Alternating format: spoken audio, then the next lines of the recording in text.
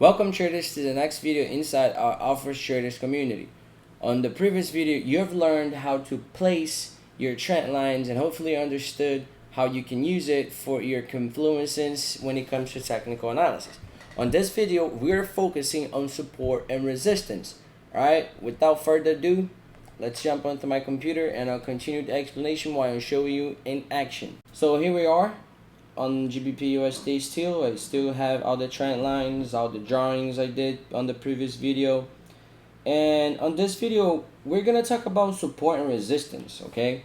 But how does it work? Alright, so support and resistance forms as price reach multiple times a area within the market but fails to break. Alright, so what do I mean? A price performance will reach every time a different price because the market's always moving up and down.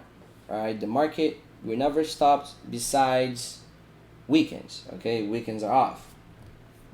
So when you see that the market goes up, for example, let's use this right side of the chart as an example. Again, whatever I place on a daily and a weekly time frame, it applies as a overall picture for my analysis. Okay, whatever I place on a 4-hour and 2-hour, it applies for a small picture and so on. So let's take in consideration this right side of the chart. When you see that we have a huge movement either to the upside or to the downside, and we face a reversal and we leave a wick. Alright, the secrets are on the wick. Again, if you haven't understood wicks and candles formations, refer to the free ebook. Alright, so what you can do is you simply place a rectangle on it and drag it to the right side also, as you did with the trend line. So the rectangle will be placed. So the rectangle will be where the brush is at. It's on the fourth option of your tool column, and you click it and then you just drag it right to the right side. So the one that sits on the top, those are resistance, because as I previously mentioned but briefly, that whatever sits on the top will be resistance and whatever sits at the bottom will be support.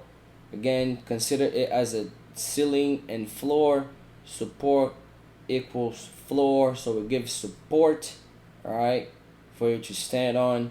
And the ceiling, it is your resistance. If you were to fly through, all right, you know that would be a hard time breaking that area, if you will, because it's a resistance. It's something that it's not easy to just go through. Okay, and you can see that we have gone up and then downwards, but not to the same price performance that we were before. So we might have a area of support here, so I'll just get it to the right side. All right, and then you can see that we go up again to the area of resistance. Let me get the brush. So that was our first resistance, and then we came down and found support, and we went back to our resistance a second touch, and then we came down here for a second touch on our support, and then we respected our trend line. But look, if you look to the left side, because we also want to look to the left side since we're looking on this part, okay, you can see that on this bullish run we suddenly stopped here. And if you look a little more to the left side, you will see that we rejected there as well. So it's pretty much the same area. And then if you look now to the right side, it rejected also the same area aside with our trend line. Okay, let me erase this mess and I'll draw the tools. So here we go. We've spotted that, and then we're gonna simply add a rectangle from this area to the future. Since this is in 2018 and this was a rejection as well, I'll update to this one and it will still works. Look, So this is what we have right now. We got, this is also a resistance in this case, and every resistance and support can be broken, and they will be one in the other. For example, if a resistance is broken, let's say this resistance right here, it gets broken. So now if the price performance comes back down, it acts as a support. It's always retesting what it has previously done. Okay, or done previous. You know what I mean at this point. All right. So let's go back to the trend line resistance aside with our area of resistance.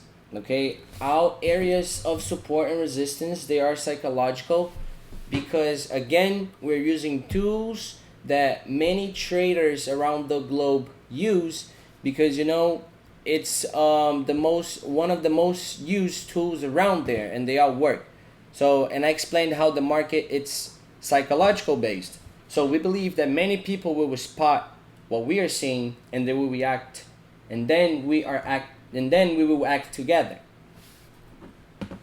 Okay, so here we got the trend line, then we got the brush, point 1, point 2, and then we reject our support, our resistance, alright, our support again, and look, on our third touch for the trend line, we also rejected our area of resistance. And then look what happens. We go down to the support, we support, and then we go to the resistance on our trend line, and we go downwards, breaking the support. All right, so let's zoom in. Let's zoom in smaller time frames, such as 4 hour, for example, to show you the same support and resistance areas that we have chosen in a smaller picture. Okay, but one thing to remember is when you're considering a breakout, you have to consider the breakout in the same time frame that you have applied your tool. For example, we just applied support and resistances on the daily time frame, so you got to remember that those are on a daily time frame, and you need to confirm its breakout on a daily time frame. All right, place it with different colors. You do your thing. You know, it's very personal. So what you can do as well in the smaller time frames, you can try to spot smaller psychological areas of support and resistance. For example, in this scenario, we can have a small area of resistance because we see rejects 1. Okay, we can see, one second. I don't use the brush too much on this platform trading view, because I always record with a different platform that I'm using now, and this one does not offer a pencil to write on the screen that I'm recording, so I gotta use the brush on trading view, and it's not one of the best. But 1, 2, 3, 4, 5 rejections on the same level. Okay, even if I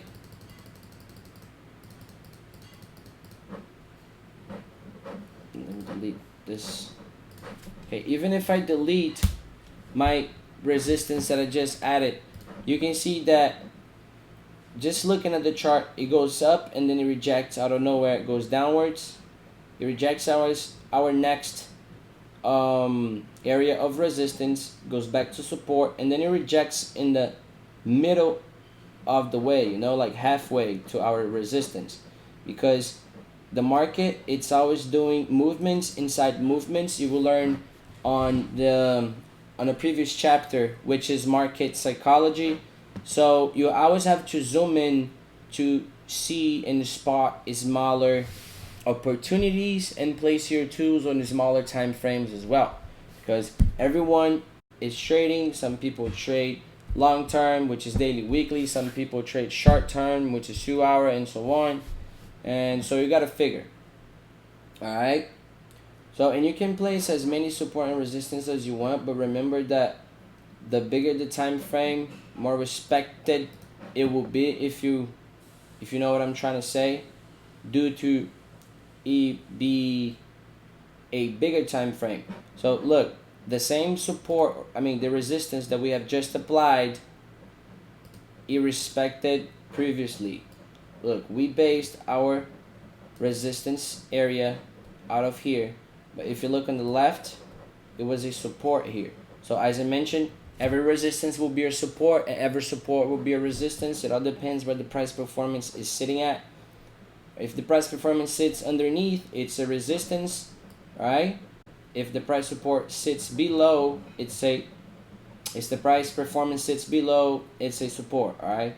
It can be bouncing until it breaks and continues. Right? It's pretty simple, and hopefully you get it by now. And on the next video, we'll cover moving average so you can use a few more confluences for your trade. Alright? Let me know if you have any questions. I'll see you in the next video.